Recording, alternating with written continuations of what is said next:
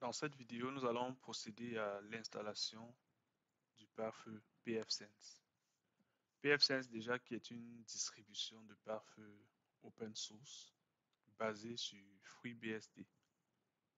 FreeBSD qui est lui-même un système d'exploitation libre et gratuit qui est également basé sur Unix. Donc nous allons donc utiliser pfSense pour pouvoir procéder à la sécurisation de notre réseau. Ceci via le contrôle du trafic entrant et du trafic sortant via la mise en œuvre de certaines règles spécifiques. Donc, pour procéder dans un premier temps, nous allons procéder au téléchargement de l'image ISO de cette distribution. Pour ce faire, nous allons nous rendre via le lien que je vous présente ici. Nous avons deux liens qui nous donnera la possibilité de pouvoir télécharger l'image de pfSense. Donc, je vais prendre le premier lien ici et je vais faire simplement un clic droit et cliquer ensuite sur ouvrir le lien hypertexte. Là, je vais ignorer la vérification qui est une fenêtre qui apparaît pour des raisons de sécurité. Et là, nous avons directement cette fenêtre-ci qui apparaît. Concernant le téléchargement tel que vous l'avez dans le document, nous allons nous contenter de pfSense 2.7.2. Donc ça pèse 548 mégas. Donc si je reviens sur le site, il s'agit de ce lien-ci. Donc nous allons simplement cliquer dessus. Et là, j'ai cette fenêtre-ci qui apparaît. Bon, moi, j'avais précédemment installé le logiciel de téléchargement IDM. Et si vous ne l'avez pas, vous allez le voir. Vous allez voir le téléchargement s'initier dès lors que vous l'avez lancé dans le menu téléchargement ici. Donc moi, je l'avais déjà. Donc là, je vais simplement cliquer sur démarrer pour lancer donc le téléchargement. Voilà le téléchargement qui a commencé. Je vais simplement mettre une pause sur la vidéo pour reprendre juste vers la fin du téléchargement. Donc nous sommes presque vers la fin du téléchargement de notre pare-feu. Voilà, là, le téléchargement est terminé. Une fois le téléchargement terminé, nous allons nous rendre dans le dossier de téléchargement. Moi, je l'avais mis dans le dossier musique. Donc, je vais me rendre dans le dossier musique, pardon. Je me rends dans le dossier musique. Et dans le dossier, le sous-dossier download. Bon, c'est un choix que j'ai effectué délibérément. Vous pouvez le mettre vers l'emplacement qui vous convient en fonction de la disponibilité en termes de stockage sur votre machine. Donc, une fois que nous avons procédé au téléchargement, nous avons cette image ici. Et comme vous pouvez constater à travers l'extension, l'image a une extension .gz. Donc ça, c'est le format de notre fichier qui a été téléchargé. Le format est .gz, c'est un format .gz. Bon, le GZ ici nous indique simplement que le fichier a été compressé avec gzip. Bon, gzip là, c'est un outil qu'on utilise très couramment dans l'environnement Linux pour pouvoir compresser les dossiers, les fichiers. Donc, il va donc falloir procéder donc à la décompression de notre fichier que nous avons téléchargé. Question d'avoir uniquement notre fichier avec l'extension .iso. Donc pour cela, nous allons avoir besoin des logiciels de décompression. Il y en a plusieurs. Je vois par exemple 7zip, nous avons WinRAR, nous avons aussi WinZip. Donc, il y en a une multiplicité. Bon, moi, sur ma machine, j'avais déjà téléchargé et installé WinRAR. Donc, une fois que j'ai téléchargé et installé WinRAR ou un autre outil similaire, Je vais simplement venir faire un clic droit sur l'image et me rendre ici sur l'icône de mon logiciel WinRAR. Et là, je vois ici, j'ai plusieurs propositions. Je vais choisir Extract Here, ceci afin d'avoir l'extraction dans l'emplacement où je me situe. Donc, je vais cliquer dessus et l'extraction va s'amorcer immédiatement. Vous pouvez même déjà voir ici que l'extraction, le fichier résultant de l'extraction a une extension sous le format .iso. C'est ce format-là qui sera utilisé pour pouvoir procéder à la virtualisation de notre pfSense. Donc là, j'ai déjà ce format-ci, ce fichier au format .iso. C'est ce format qu'on va utiliser. Maintenant, avant de procéder à l'installation de pfSense, il faut dire qu'on a quelques prérequis qui sont nécessaires, qu'il va falloir prendre en compte. Je vais rapidement venir sur la présentation ici. Nous avons quelques prérequis. En processeur, nous devons avoir au moins 1 GHz en termes de fréquence. La mémoire de notre machine doit avoir minimalement 1 Go. L'espace disque de 4 Go et nous devons avoir au moins 2 interfaces réseau. Donc, nous allons nous rendre sur notre workstation. Je vais aller sur workstation ici. Et nous allons procéder donc à la création de notre machine virtuelle pfSense.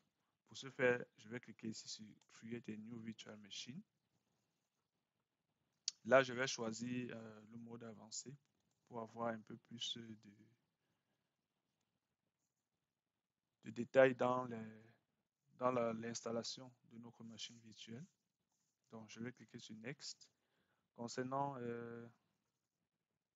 la compatibilité, je vais le laisser par défaut à 17.5. Je n'ai pas d'autres hyperviseurs qui ont une version antérieure à 17.5 sur laquelle je peux pouvoir redéployer cette machine virtuelle que je suis en train d'installer. Donc, je vais laisser le choix par défaut et je clique sur Next. Et là, je vais devoir aller sélectionner l'emplacement où j'ai téléchargé mon logiciel pfSense. Je l'avais mis dans musique et je m'en vais dans Download. Voilà, c'est ici. Et là, vous constatez même déjà que je n'ai qu'un seul fichier qui apparaît ici, puisque Workstation ne prend en compte que les images avec les fichiers au format .iso. Donc, je vais le sélectionner ici et cliquer sur Ouvrir. Là, on constate déjà que VMware Workstation a détecté que l'image que je viens d'importer est un FreeBSD version 10. Comme on l'avait dit précédemment, pfSense est une distribution de pare-feu qui est basée sur FreeBSD. Donc, ce qui nous rassure que l'image est une bonne image. Donc, je vais simplement cliquer sur Suivant. Et là, nous allons associer un nom, une dénomination qui va apparaître sur notre workstation également. Je vais l'appeler pfSense. Je préfère mettre en majuscule. Et là, je vais choisir un emplacement pour pfSense. Donc, j'avais déjà un dossier que j'ai créé initialement. Je vais inscrire dans ce dossier-là un sous-dossier que je vais appeler également pfSense, comme ceci. Et là, je valide. Donc, je vais cliquer sur Suivant. On avait dit précédemment qu'il nous fallait au moins un processeur. Donc là, on va laisser ce choix par défaut. Je clique sur Suivant. En ce qui concerne la mémoire vive, je vais augmenter la mémoire vive pour que l'installation se déroule un peu plus rapidement. Je vais mettre à 2 Go. Et je vais cliquer sur Suivant. Concernant la carte réseau, bon là je vais d'abord dans un premier temps laisser en mode NAT. Par la suite, on va procéder à la configuration de nos différentes cartes réseau. Je clique sur suivant. Je vais laisser également le choix des contrôleurs par défaut. Et je clique également sur suivant. Le type de disque virtuel, bon, je peux, dépendamment de ce que je souhaite, effectuer un changement. Mais là, dans notre cas ici, on va le laisser par défaut en SCSI. Je clique sur suivant également. Je vais procéder donc à la création d'un nouveau disque virtuel. Je clique également sur suivant. Concernant la taille de mon disque, je vais laisser à 20 Go. On avait vu aussi qu'il fallait au moins 4 Go en termes de taille de disque dur. Bon, là, on n'aura pas trop besoin de plus d'espace, étant donné qu'on n'a pas tellement de... Dans le cas de nos ateliers, on n'aura pas à stocker tellement de, de données dans notre pare-feu. Donc, je vais laisser à 20 Go et je clique simplement sur suivant. L'emplacement de mon disque, je vais laisser également l'emplacement par défaut. Je clique sur suivant. Et là, nous avons ici la possibilité de pouvoir procéder à la personnalisation des paramètres de notre pare-feu. On va cliquer ici sur Customize Hardware. L'idée pour nous étant de pouvoir procéder à l'ajout de la deuxième carte réseau virtuelle. Bon, dans notre cas même, nous aurons besoin de 3 cartes réseau virtuelles parce qu'il y a une carte qui sera utilisée pour le WAN, une seconde carte pour le LAN et une troisième carte pour la DMZ. Donc, je vais cliquer sur Add pour ajouter la seconde carte, Finished, et je clique à nouveau sur Add pour ajouter la troisième carte. Je clique également sur Finish. Et là, je vais valider par Closed. De toutes les façons, nous allons revenir par la suite pour procéder à la configuration de nos différentes cartes. Je vais cliquer sur Close. Et par la suite, donc, je clique sur Finish pour pouvoir lancer par la suite l'installation tout en laissant cette case ici cochée qui va me permettre, une fois cliqué sur Finish, de pouvoir immédiatement permettre au système, à l'hyperviseur de pouvoir lancer, de pouvoir démarrer notre pare-feu. Je clique sur Finish. Et là, on peut voir que l'installation de notre pfSense s'est lancée.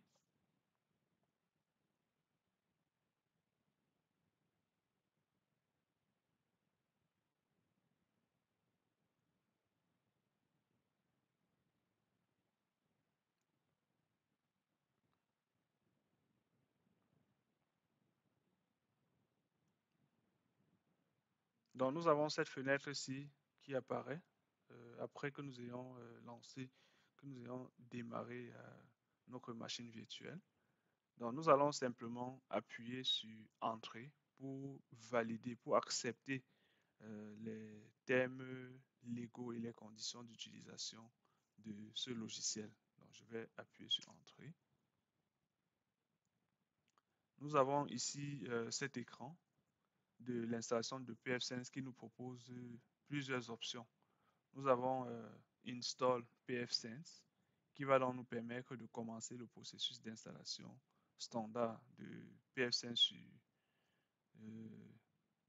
sur notre hyperviseur.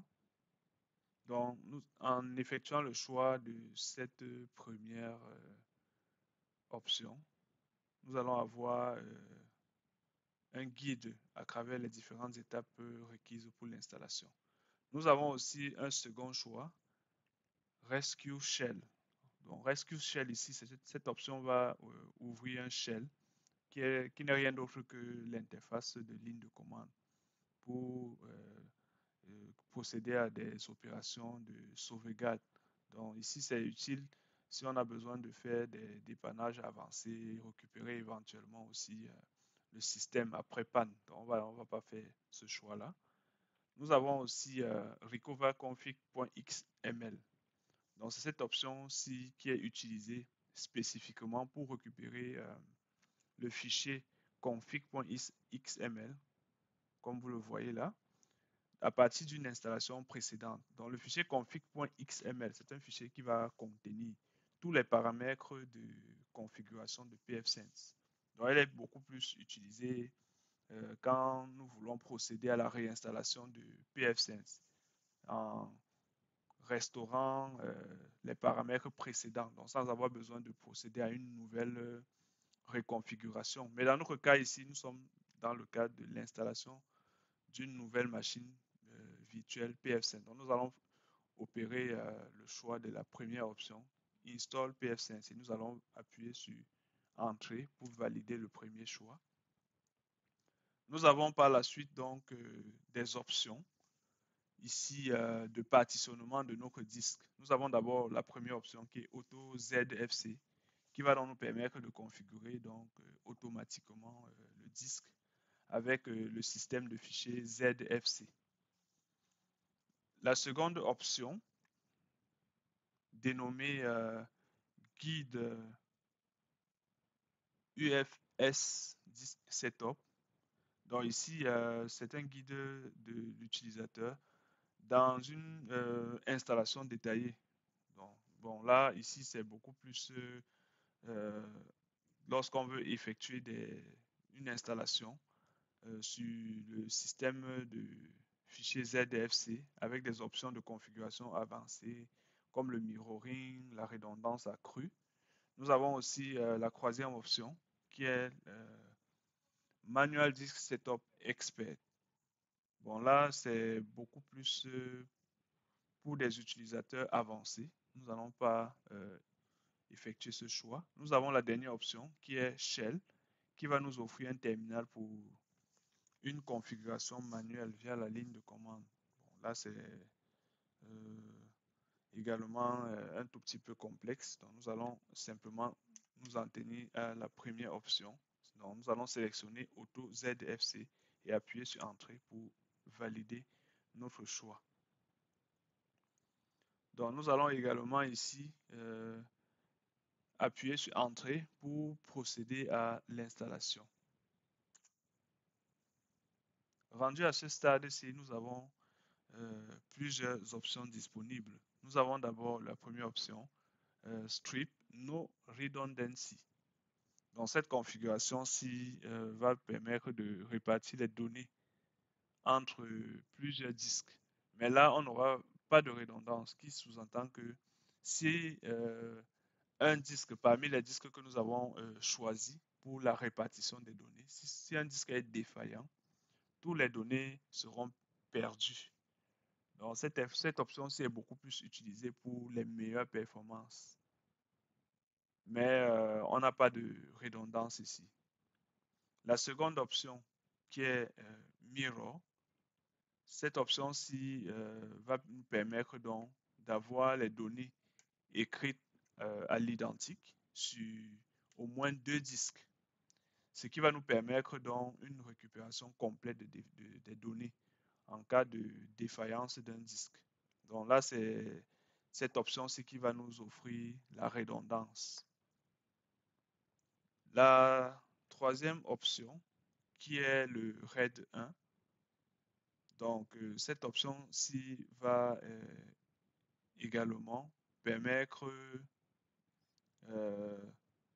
d'utiliser un système de redondance qui sous-entend que la défaillance d'un seul disque sera permis. Donc, c'est une option ici qui est un peu similaire au RAID 5, qui va donc permettre la défaillance d'un disque. Donc, si un disque est défaillant, on aura la capacité de pouvoir récupérer nos données. En fait, récupérer nos données à partir du disque, du second disque, quoi. Puisque quand on veut mettre en place une telle configuration, il nous faudra aussi au minimum deux disques. Nous avons la quatrième option qui est ici nous avons, c'est mentionné ici RAID Z1 Single Redundant Rate. Donc là, c'est l'option ci est similaire au... Attention, là j'ai parlé du RAID 1 plus 0. Oui, le RAID 1 plus 0 ici, de façon plus spécifique, il y a encore une précision qu'il fallait apporter. Le RAID 1 plus 0 ici, c'est l'association du RAID 1 et du RAID 0. Donc nous avons, comme on a vu précédemment, le RAID, le, le mode miroir qui nous offrait la redondance, donc qui nécessitait au moins deux disques.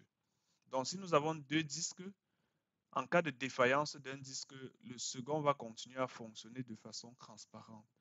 Le RAID 1 plus 0 ici va nous donner également le miroir. En plus de cela, on aura le RAID 0. Donc on a le RAID 1. Le miroir ici correspond au RAID 1. Donc nous aurons le RAID 0 et le RAID 1 qui va nous offrir de haute performance parce que le RAID 0 est utilisé spécifiquement pour pouvoir accroître les performances de lecture et écriture, mais qui n'offre pas de redondance. Donc, nous avons le RAID 0 et le RAID 1 jumelés. Donc, nous avons les performances de lecture et écriture et nous avons également la redondance. Maintenant, si nous venons sur le RAID Z1 ici, le RAID Z1, c'est ce RAID-là qui est un peu similaire au RAID 5. Donc ici, on aura également de la redondance. La- dans cette configuration-ci, on aura la capacité de procéder à la récupération de nos données. En fait, même pas la récupération. Nous aurons la capacité de reconstruire les données perdues en cas de défaillance d'un seul disque. Nous avons le RAID Z2 qui nous offre ici une double redondance de, disques, comme c'est mentionné la double redundant. Et nous avons le RAID Z3 pour la triple redondance. Donc là, ça permet la défaillance de trois disques. Par contre, la précédente option ici nous permet la défaillance de deux disques. Donc voilà, grosso modo, les différentes options que nous avons ici via cette fenêtre. Mais nous allons simplement nous en tenir à la première, puisque là, nous n'avons qu'un seul disque. Nous ne sommes pas encore dans la mise en œuvre d'un système de redondance. Donc, nous allons sélectionner la première option et appuyer sur Entrée pour pouvoir continuer notre processus d'installation. Donc, nous avons cette nouvelle fenêtre qui apparaît ici. Il sera question pour nous de sélectionner dans notre disque dur virtuel. Et pour procéder à la sélection, comme on peut voir, nous avons un crochet du vide. Pour la sélection, il faut d'abord appuyer sur la touche espace du clavier. Et là, nous voyons le symbole étoile qui fait son apparition. Et par la suite, donc, nous appuyons sur Entrée pour valider donc notre sélection. Cette nouvelle fenêtre-ci va nous donner la capacité euh, de pouvoir lancer l'installation. Donc, l'image, en fait, nous présente ici un avertissement. Là, cet avertissement nous indique que l'installation va supprimer le contenu du disque que nous avons sélectionné, que nous avons choisi. Donc, dans notre cas ici, ce disque-là qui s'appelle ici DA0. Dans notre cas ici, nous n'avons pas de données critiques, nous n'avons pas d'informations dans ce disque. Mais si c'était le cas, on devait dans un premier temps d'abord sauvegarder ces informations puisque l'installation va formater le disque. Donc, nous allons simplement, à l'aide des flèches de notre clavier, des flèches de direction, utiliser la flèche allant vers la gauche pour pouvoir sélectionner Yes, qui va donc nous permettre de pouvoir effectuer la destruction du contenu de notre disque. Donc, nous allons appuyer sur Entrée. Et là, on peut voir que le processus a été initié. Et là, nous avons de nombreux fichiers qui doivent être extraits. Nous allons patienter quelques secondes, ça ne sera pas long.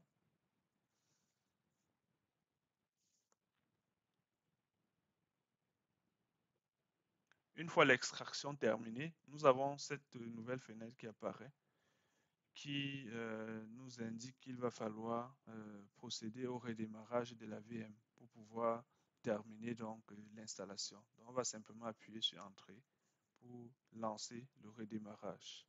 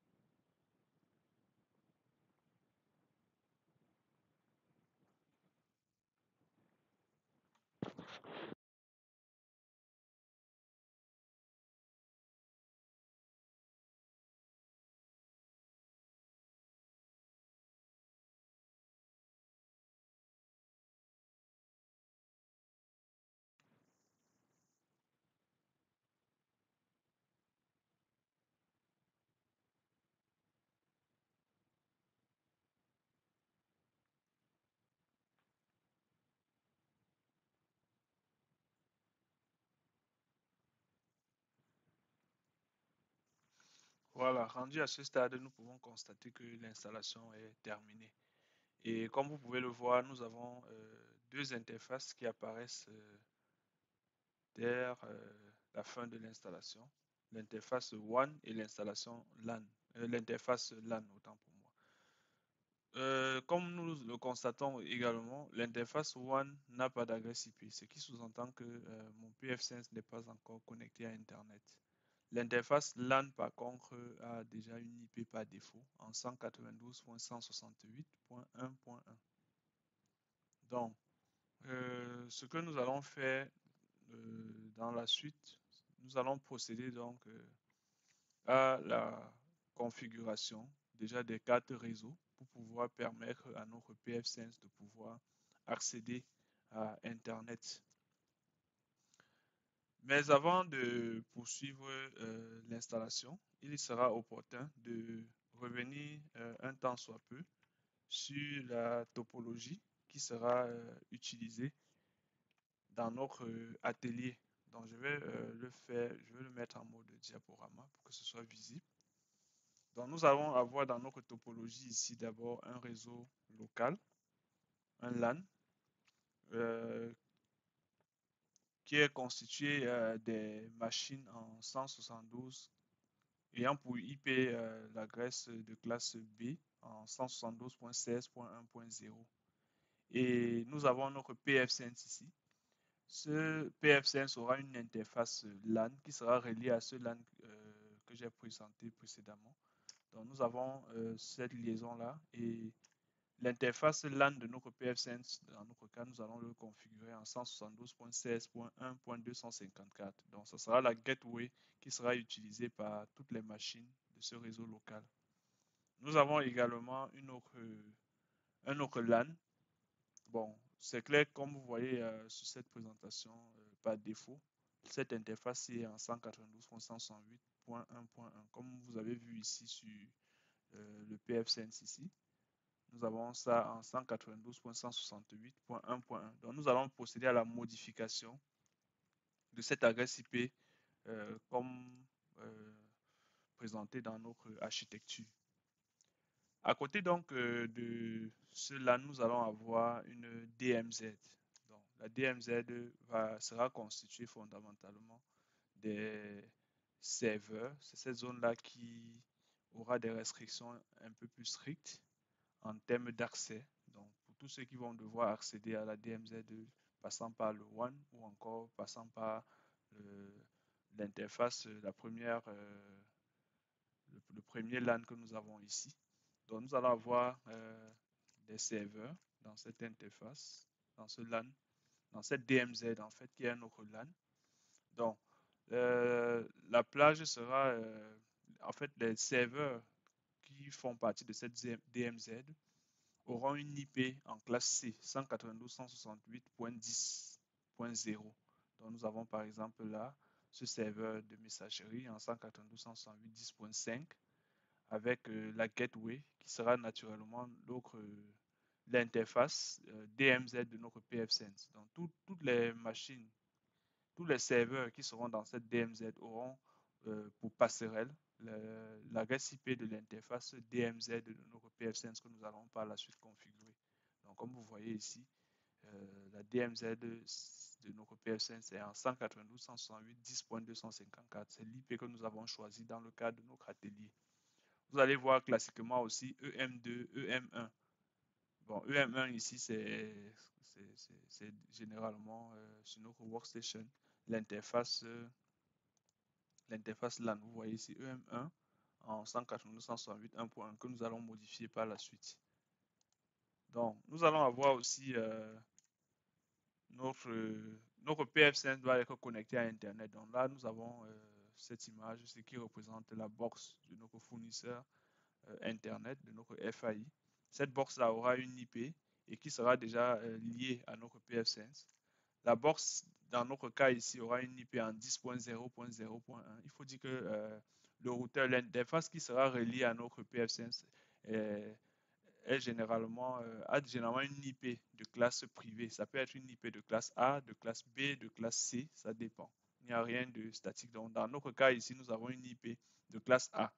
Et c'est l'interface de ce routeur-là, de la box de notre FAI qui est reliée à pfSense, qui aura le DHCP par défaut, qui va donc permettre à l'interface de notre pfSense d'avoir une IP. Et cette interface-ci, comme vous pouvez le voir ici, sera dénommée EM0.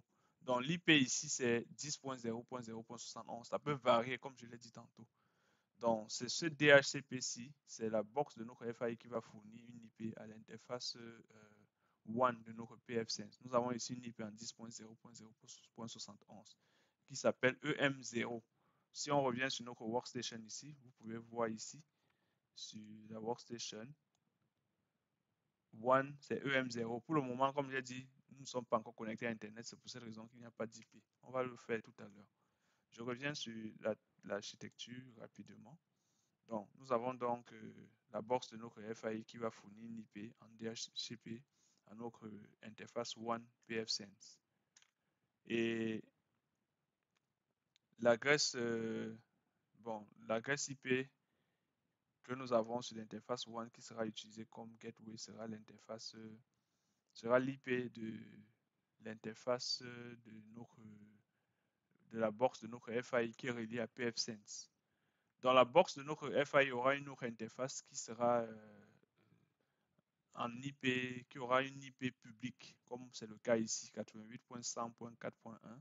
Bon, ça peut également varier dépendamment de l'IP que nous a fourni notre FAI. Donc, nous avons dans notre box là qui est reliée à Internet. Nous pourrons aussi avoir des utilisateurs nomades ici qui vont pouvoir se connecter soit à la DMZ ou au LAN via le VPN. Donc, ils vont passer par Internet. Il y aura donc un tunnel qui sera créé. Et dans notre cas ici, on va utiliser OpenVPN pour permettre à ces utilisateurs nomades de pouvoir accéder soit à la DMZ ou au LAN. Donc voilà un peu la topologie de notre architecture. Donc ce que nous allons faire par la suite, pour que les choses soient vraiment un peu plus claires et intelligibles, nous allons faire usage des cartes. Nous allons faire usage des cartes des VMNet dans notre cas ici. Donc, comme on a le WAN qui est EM0, nous allons choisir VMNet 0. Donc, pour que les choses soient un peu plus harmonieuses. Mais c'est libre à vous. Vous pouvez choisir VMNet 10, VMNet 11, ça dépend. Mais pour se repérer un peu plus facilement, nous allons prendre VMNet 0 pour l'interface WAN. Et nous allons prendre VMNet 1 qui correspondra à l'interface LAN et VMnet 2 pour l'interface DMZ. Donc, nous allons aller dans le Virtual Network Editor de notre workstation via l'onglet Edit. Nous allons cliquer sur Edit ici et nous avons la Virtual Network Editor que nous allons également cliquer. Donc, le chargement en cours et nous avons dans cette fenêtre ici qui apparaît. Je vais simplement venir cliquer ici sur Change Settings pour pouvoir éditer, pour pouvoir effectuer des modifications sur cette fenêtre-là. Donc, vous allez souvent aussi constater que quand vous cliquez Change Settings, la fenêtre peut être masquée ici. Donc, il va falloir prêter attention pour pouvoir retrouver cette fenêtre-là. Donc, je l'ai ici. Comme je l'ai dit, le VMnet 0 correspondra à EM0 de notre pfSense. La VMnet 1, c'est pour l'interface LAN, la VMnet 2 pour l'interface DMZ. Ce qu'on va faire, la VMnet 0, bon, vous pouvez mettre ça en NAT pour avoir accès à Internet ou en bridge. Bon, moi, je le mets en bridge ici dans mon cas en définissant, puisque moi, je suis connecté via le Wi-Fi. L'interface, disons, la carte Wi-Fi de ma machine, c'est Intel Wireless-AC9560. Donc, je vais sélectionner ceci comme ça là. Et la VMnet 1, je vais le mettre en host only. Je vais cocher même cette case-ci, connect the host virtual adapter to this network, qui va me permettre d'avoir la VMnet 1 sur l'interface, dans les connexions réseau de ma machine physique. Donc, si je m'en vais par exemple sur ma machine physique, je vais saisir un raccourci ncpa.cpl pour rapidement accéder aux connexions réseau de ma machine physique. Donc là, je vais simplement valider. J'aurai une nouvelle fenêtre qui va apparaître. Donc, j'ai ici pour le moment les connexions réseau. Là, je n'ai encore aucune carte réseau correspondant au VMnet. J'ai ici mon Wi-Fi et j'ai la carte réseau de ma machine physique. Donc, dès que je coche dans le Virtual Network Editor, quand je coche cette case ici, Connect et Host Virtual Adapter to this Network, ceci c'est pour permettre d'avoir la VMnet 1 dans les connexions réseau de ma machine physique. Ce qui va me permettre que ma machine physique puisse interagir avec le pfSense via cette carte réseau-là. Donc, il va falloir simplement que je fixe une IP qui est l'IP également du réseau de l'interface LAN, parce qu'on a dit que la VMnet 1, c'était l'interface LAN de notre pfSense. Donc, je vais revenir sur le Virtual Network Editor. Donc, je laisse cette case ici cochée. Host Only, c'est pour permettre aux machines virtuelles de pouvoir communiquer entre elles. Donc, je vais prendre également sur la VMnet 2, je vais laisser en host only. Bon, je n'ai pas besoin d'accéder via ma machine physique à la DMZ, donc je décoche cette case-ci. Le DHCP sur toutes les cartes réseau, je vais également désactiver parce que là, je n'ai pas besoin d'avoir une IP via le DHCP de Workstation. Donc, une fois procédé ainsi, je clique sur Apply.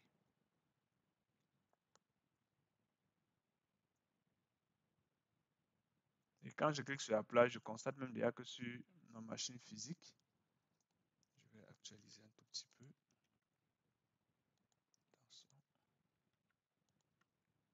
Voilà, je constate que sur ma machine physique, j'ai déjà la Virtual Network Adapter VMnet 1.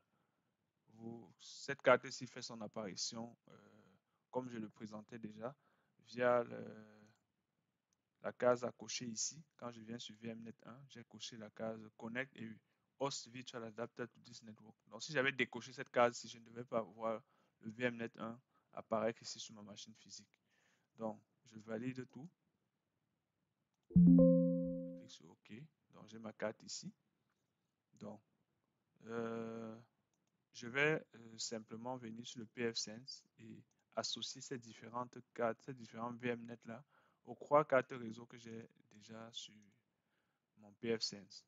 J'ai dit la première carte ici, c'est la carte qui sera reliée à notre WAN. Donc, je vais le choisir en VMnet 0 qui est connecté dans mon cas ici en bridge à Internet, mais vous pouvez le mettre en NAT, c'est pareil. Donc, j'ai via le Network Adapter 2 qui est la carte correspondant à l'interface LAN. Donc, on a dit qu'on le mettait en VMnet 1 pour faire référence à EM1 ici. Donc, je vais choisir ici dans Custom, je choisis VMnet 1. La troisième carte maintenant qui correspond à la DMZ. La DMZ déjà n'est pas par défaut. La troisième carte, comme vous pouvez le constater, n'apparaît pas par défaut. Il va falloir donc l'activer via l'interface graphique de notre pfSense, comme on le verra dans les prochaines démonstrations. Donc, je vais prendre Network Adapter 3 et je vais sélectionner ici VMnet 2. Donc, Network Adapter 3, c'est la troisième carte de notre pfSense qui est reliée à l'interface DMZ. Donc, je clique sur OK comme ceci. Donc, voilà. Donc, ce que je peux même faire, je vais procéder. Voilà, là, vous constatez déjà que je viens de recevoir une IP via le DHCP sur l'interface WAN en 10.0.0.99, ce qui démontre à suffisance que l'interface WAN de mon pfSense est connectée à Internet. Donc, ce qu'il va maintenant falloir faire, c'est de pouvoir procéder à la modification de l'adresse IP du LAN de notre pfSense. Comme vous constatez, par défaut, c'est en 192.168.1.1.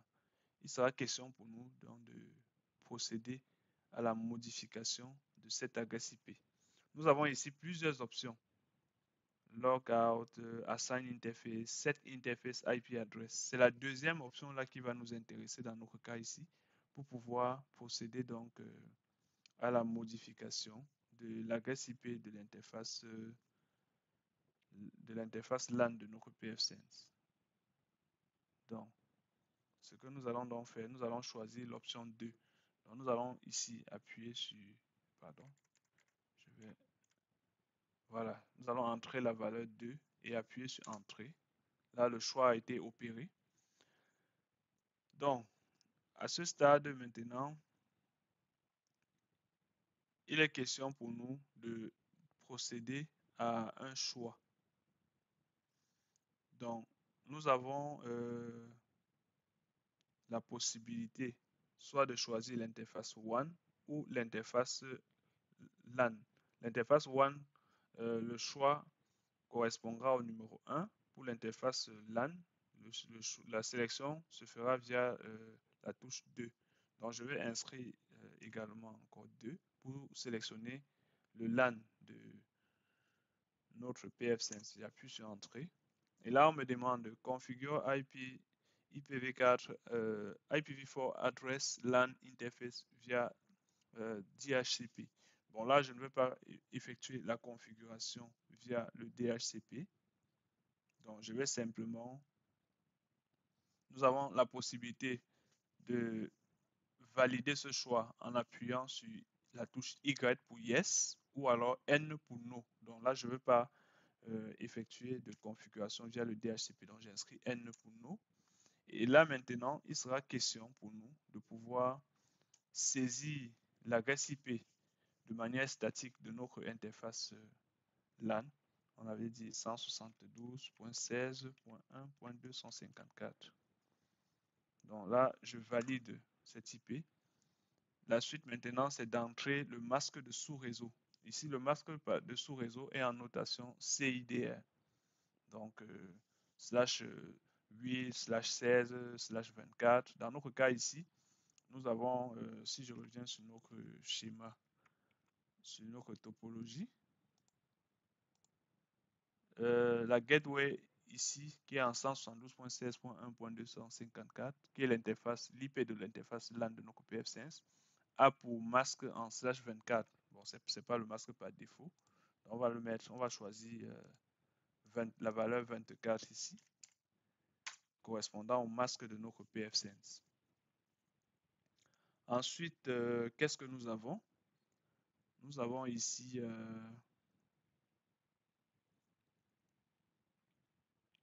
For one, enter the new LAN IPv4 upstream gateway address. Donc, nous n'avons pas besoin de gateway pour notre LAN.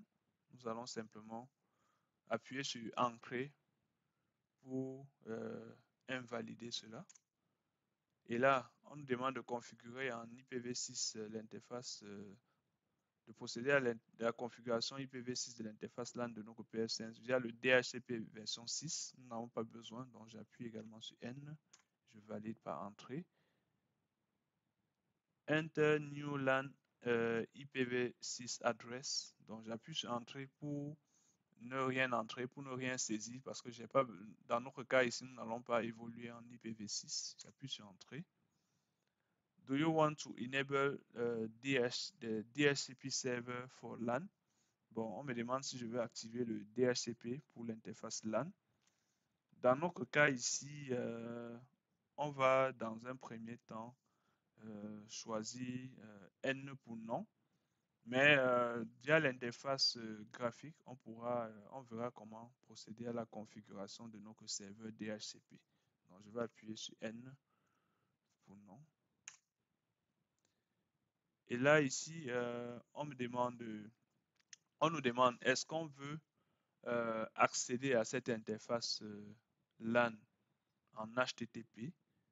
Donc là, je vais choisir No pour plutôt choisir par la suite le HTTPS qui offrira un peu plus de sécurité. Donc voilà, quand j'invalide dans le HTTP, la sélection est faite sur HTTPS. Comme vous pouvez voir ici, nous avons le lien qui va nous permettre d'accéder à l'interface LAN en HTTPS 172.16.1.254. Ça, c'est le seul lien que nous devons saisir sur notre navigateur. Je vais revenir sur les paramètres de connexion réseau de ma machine physique. Donc ici, j'avais ma VMnet 1. Je vais devoir fixer une IP qui est dans le même réseau que l'adresse IP du LAN de notre pf5, ce qui va permettre donc à ma machine physique de pouvoir directement accéder à l'interface de mon pf5. Donc je vais saisir une IP.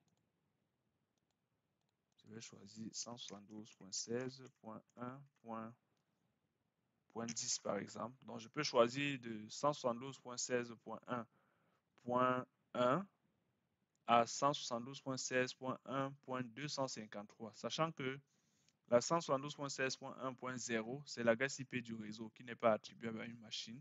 La 172.16.1.254, c'est l'adresse IP de l'interface LAN du pf5. Et la 172.16.1.255, c'est l'adresse IP de broadcast qu'on alloupe également aux machines. Donc moi, je choisis délibérément ici 172.16.1.10. Et là, le masque sera en 3 x 255, comme on l'a vu dans notre architecture. Je valide par OK et je peux fermer. Donc, à partir de là, si je m'en vais sur le CMD de ma machine physique, je vais ouvrir l'invite de commande pour essayer de tester déjà la connectivité avec l'interface LAN de mon pf5. Je fais un ping de 172.16.1.254. Et là j'ai une réponse qui clarifie que la connectivité, que la machine physique communique avec l'interface LAN de mon pf5. À partir de là, j'ai donc la capacité de pouvoir accéder à cette interface via le navigateur de ma machine physique. Donc, ce que je vais donc faire, je vais simplement ouvrir un navigateur et je vais devoir saisir cette adresse-ci. Donc, je vais ouvrir un navigateur. Je m'en vais par exemple sur Microsoft Edge. Je vais l'ouvrir. J'agrandis. Et je vais renseigner l'adresse https 172.16.1.254 comme ceci. Je valide. Voilà, là j'ai cette fenêtre qui nous dit que votre connexion n'est pas privée, ce qui est logique. Il n'y a pas de certificat. On n'a pas, c'est un certificat ici qui est auto-signé. Donc, on n'a pas un certificat qui a été mis en œuvre. Ce qu'on va faire simplement, c'est de cliquer ici sur Avancer et continuer vers ce site. Voilà, là, j'ai déjà cette page d'accueil de pfSense qui apparaît. Et pour accéder donc à l'interface, par défaut, le mot de passe c'est admin. Le username c'est admin et le mot de passe pfSense en majuscule. pfSense comme vous pouvez le voir ici. Donc quand je saisis ça, je clique simplement sur Sign In pour pouvoir accéder donc à l'interface graphique de notre pfSense. Donc on va effectuer une configuration initiale de notre pfSense en cliquant ici sur Next. Donc là, nous avons NetGate Global Support is available 24 sur 24, 7 sur 7. Bon, là, c'est NetGate, c'est cette compagnie qui développe pfSense et qui offre un support commercial, donc un support payant aux compagnies. Donc, je clique sur suivant. On peut en apprendre davantage sur cette compagnie-là en cliquant ici sur Learn More. Mais bon, dans notre cas, nous allons cliquer sur suivant pour faire la première configuration. Le hostname, qui est le nom de notre pfSense, par défaut, c'est pfSense en minuscule. Bon, on peut le modifier. Hein. Je vais par exemple mettre ici pfSense. Je le laisse en majuscule comme ceci. Le domaine, par défaut, c'est home.apa. Bon, dans notre cas ici, on n'a pas de domaine. Donc, on va laisser le nom par défaut. Nous avons également le DNS ici. Si on avait le DNS, on pouvait également renseigner là. Donc, on va simplement cliquer sur Next. Nous avons ici le Time Server Hostname. Donc, ça, c'est le serveur de temps. Donc, on a cette option-ci qui est très importante. Donc, il va falloir donc définir le bon time zone. C'est très important parce que les différentes informations qui seront enregistrées dans les logs vont nous permettre donc de pouvoir identifier en cas d'incident l'heure à laquelle l'incident s'est produit et pouvoir réellement faire un bon dépannage. Donc, il est vraiment important de définir le bon time zone. Dans notre cas ici, si je déroule là, je dois avoir plusieurs propositions. On va choisir dans notre cas ici, America. Si je remonte, j'ai ici America Toronto. Est-ce qu'on a America Montréal? Voilà, America Montréal, c'est ça que je vais choisir, qui correspond à la zone de notre time zone ici au Canada. Donc je clique simplement sur Next.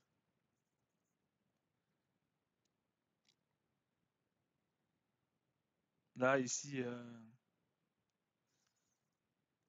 nous avons d'autres options concernant notamment le DHCP. Bon, ça, on va le faire par la suite, hein. C'est pas maintenant. On va cliquer sur Next pour continuer. Et voilà l'IP de notre interface LAN. On va le laisser tel qu'on l'a modifié, 172.16.1.254 avec le masque en /24. Je clique sur suivant. Et là maintenant, il va falloir définir le mot de passe admin. Donc, on avait vu précédemment que c'était pfSense en minuscule. On va simplement devoir modifier ce mot de passe. On va mettre un mot de passe. Vous allez mettre un mot de passe de votre choix. Bon, moi ici, je vais définir un mot de passe. Et il faut que ce mot de passe soit un mot de passe complexe. Le mot de passe complexe ici, c'est un mot de passe qui doit prendre en compte au minimum 7 caractères avec la combinaison de la majuscule, de la minuscule, des chiffres et des caractères non alphabétiques. Donc, comme je suis dans un environnement de laboratoire, je vais simplement choisir un mot de passe très simple. Mais en production, il est indiqué d'avoir un mot de passe complexe pour pouvoir assurer la sécurité concernant l'accès à notre pfSense. Donc là, nous avons ici cette fenêtre. Click Reload to Reload pfSense with new changes. Donc, il va falloir cliquer sur ce bouton Reload pour pouvoir recharger notre pfSense, pour pouvoir appliquer les nouveaux changements que nous avons opérés. Donc, je clique sur Reload. Et Reload is now in progress. Please wait. Donc, il y a la progression est en cours. On va attendre. Voilà, l'opération s'est terminée. Et nous, on va cliquer simplement sur Finished pour pouvoir terminer. Et là, je vais devoir accepter et close. Nous avons donc un message qui certifie que tout a été effectué convenablement. Donc, nous avons la page de tableau de bord ici de notre pfSense et nous pouvons voir l'interface WAN et l'interface LAN. Donc, l'installation et la configuration initiale de notre pfSense s'est bien déroulée. Et dans la prochaine vidéo, nous allons voir comment effectuer notamment quelques premières règles de filtrage. Très bientôt pour la prochaine vidéo. Avant de conclure la vidéo, il est quand même important de noter un autre élément essentiel sur notre workstation. Nous avons vu que les cartes réseau ont été définies via le Virtual Network Editor. Nous avons créé 3 cartes, VMnet 0, VMnet 1, VMnet 2. VMnet 0 qui était relié à Internet. Dans notre cas, on a choisi le bridge, vous pouvez choisir le NAT. VMnet 1 qui était en mode host only, VMnet 2 également en host only. Si on va dans les propriétés de la machine virtuelle, on a aussi la possibilité de faire usage de d'autres options ici qu'on appelle le LAN segment. Dans le LAN segment, on va créer une sorte de réseau local pour les machines virtuelles. Donc, au lieu, par exemple, de choisir les VMnet 1, 2, 0 pour nos différentes interfaces pfSense, on pouvait venir, par exemple, je vais revenir d'abord sur VMnet 0. VMnet 0, on avait dit que c'était relié, c'était configuré en mode bridge ou en mode NAT. Donc, on pouvait directement venir ici. On sélectionne le NAT ou le bridge pour avoir accès à Internet. Donc, je choisis ici le NAT, par exemple. Et maintenant, pour les autres configurations des cartes réseau, VMnet 1 et VMnet 2, je pouvais venir aussi choisir directement ici Host Only pour VMnet 2 et VMnet 3, je choisis également Host Only. C'est la même chose que ce qu'on a fait via le Virtual Network Editor. Ou encore, pour le VMnet 2, je pouvais ici venir sur LAN segment. Je crée un nouveau LAN segment. Bon, j'avais déjà des LAN segments existants. Je clique sur Add comme ceci. Je donne un nom. Je l'appelle par exemple LAN. Ça, c'est à titre d'indication. On peut donner un nom qui convient à notre architecture. Bon, moi, j'ai déjà des interfaces. Bon, je vais même enlever ça, je vais enlever ceci. Donc, je vais vous montrer juste le processus de création, de renommage, en fait, dès lors qu'on a ajouté un nouveau LAN segment. Donc, j'avais ici déjà le LAN et la DMZ. Donc, j'ai créé et apporté ces dénominations-ci pour pouvoir me retrouver facilement quand je vais devoir associer une machine virtuelle soit à l'interface LAN, soit à l'interface DMZ, sachant que le LAN ici correspond à toutes les machines qui feront partie du LAN et le DMZ correspondra donc à la carte réseau qui sera associée à toutes les machines faisant partie de la DMZ. Donc, quand j'ai créé cela, tout ce qui me restera à faire, bon, je prends par exemple Host Only qui est la deuxième carte. On avait dit que la deuxième carte correspondait à l'interface LAN, donc je viens ici de choisir LAN. Pour le Network Adapter 3, qui est l'interface de la DMZ, je viens de choisir simplement ici DMZ. Donc, au lieu de passer par le Virtual Network Editor, vous avez donc ces deux autres possibilités qui peuvent s'offrir à vous pour pouvoir procéder à la configuration de pfSense. Choisir soit directement l'un des modes de connexion réseau ici. Donc, le premier qui sera la première carte, en résumé, la première carte qui sera celle qui est connectée à Internet, qui est reliée à notre WAN. Donc, on va choisir soit le NAT ou le bridge. L'idée, c'est d'avoir accès à Internet. La deuxième carte qui doit permettre aux machines de pouvoir dialoguer entre elles. Donc là, on peut choisir le host only. La troisième carte également, on choisit le host only. Mais c'est vrai que si on choisit le host only de cette façon, ça peut prêter à confusion. Donc l'idéal, c'est de choisir plutôt soit le Virtual Network Editor en associant chaque VMNet à disons, des VMNet en définissant des VMNet pour soit le LAN ou la DMZ, ou encore en passant par le LAN segment ici, en définissant les LAN segments qu'on a créés pour associer des machines, soit à l'interface LAN, soit à l'interface DMZ, soit au LAN, soit à la DMZ. Donc, c'est une autre possibilité pour mettre en œuvre cette solution. Donc, je vais revenir comme c'était précédemment. On avait dit que le NAT était dans la VMnet 0, la première carte en fait, qui est l'interface WAN. La seconde carte qui est l'interface LAN, c'était la VMnet 1. La troisième carte qui est la DMZ était la VMnet 2. Donc je vais laisser ces choix-là. Je revalide. Donc voilà donc notre PF5 qui a été installé et configuré.